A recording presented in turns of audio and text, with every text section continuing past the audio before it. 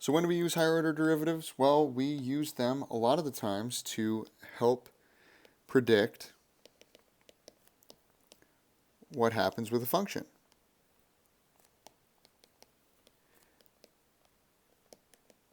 So we could use this to find the slope of the derivative function. And then we basically are just keep doing that over and over again. So a big example of this is like when we talk about velocity. Velocity is, a lot of us like to think of it as speed. Speed is the one that's the absolute value where we can basically, like we're describing, oh, we're going 35 miles an hour. Well, velocity has speed plus position. And it's got direction. Sorry, not position, it's direction. So if I do speed and direction, that's basically what velocity is. And then acceleration is basically, we're talking about our velocity and how much that's changing. So how much our velocity is changing. I like to think of it in terms of like a car, right? So when we're talking about our velocity in a car, if I'm going 60 miles an hour on 694, I'm going east towards school on my way. So I'm going 60 miles an hour due east. And so that's a velocity because it's got speed and direction. Now if I was going back the other way, say I was going west, from my original position, I'm probably going at a negative velocity because I'm going back to where I was from. Acceleration, think of this as you're going on, like in a car and you're pressing down the gas pedal. The harder you press the gas pedal, you feel yourself go back in the seat. That's acceleration. It's the change in the velocity is essentially what's happening. Same thing when you press the brakes. You feel yourself kind of going forward, and that is what acceleration is. So basically, using that example from the exit ramp on a freeway, what we're doing is we're starting at 60 miles an hour as I'm leaving 694, and I'm trying to get onto Silver Lake Road for my trip to school. So after 1 second of braking, I'm now at 45 miles per hour. Let's just say that for this example.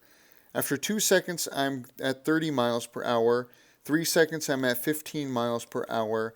And then at 4 seconds, I'm at 0 miles per hour. So I slow down pretty quick. It's a short exit ramp. And the way that I could describe this is I'm going down 15 miles per hour per second.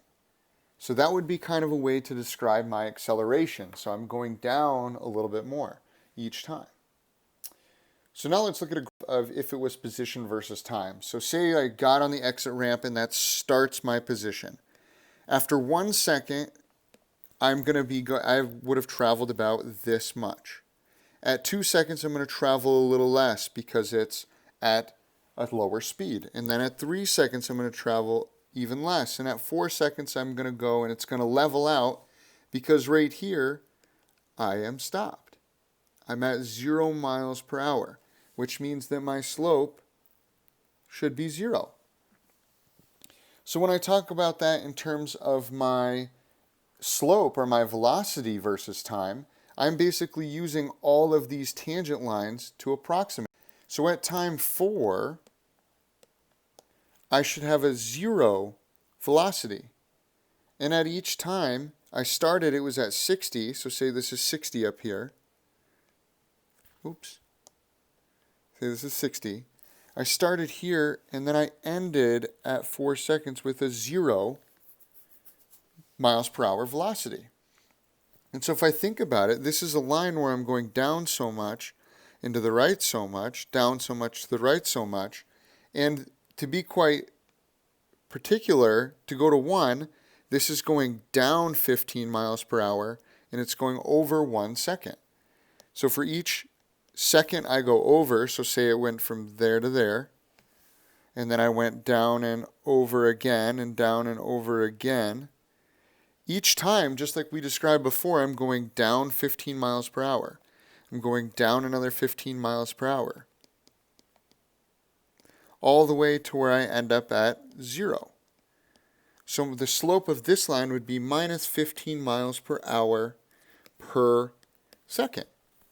And this ends up being my acceleration because I'm braking. It would make sense that it's negative. So in general, the rate of change of position with respect to time is our velocity.